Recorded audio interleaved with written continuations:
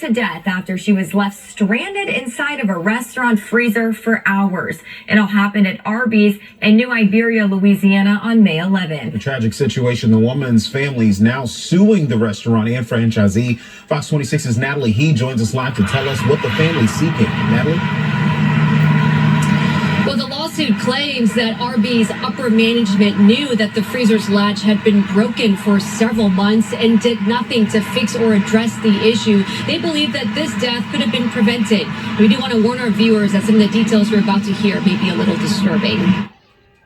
Her family talks so passionately about her, about how she was a loving mother. Nuyet Lee's 4 kids won't let their mother's loving memory fade without justice. The family from Houston is now suing Arby's and its parent company, claiming gross negligence. It's one of the most horrific deaths you can imagine. Their attorney, Paul Skrabonic, said 63-year-old Nuyet Lee had been working at the Arby's off the South Loop West in Houston for several years, but was asked to fill in as general manager for the New Iberia, Louisiana location for 6 weeks.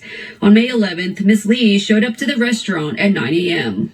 She began doing duties to get the restaurant ready to open that day, and somehow must have gotten locked in that freezer before 10 a.m. because other employees began to show up at 10, 11 o'clock in the morning, and they couldn't get in. I guess they don't give them keys. Paul said the employees called Ms. Lee's phone repeatedly, but received no answer for hours. It wasn't until upper management asked Ms. Lee's son, Win, who had keys to the restaurant, to check on the place nearly 9 hours later. The general manager realized we don't have any sales at the location today. That's really, really odd, and asked him to go check things out. And that's when Wynn found his mother at about 6 o'clock that evening. Talking to the police officer that investigated the scene, he said she really struggled to get out of that freezer.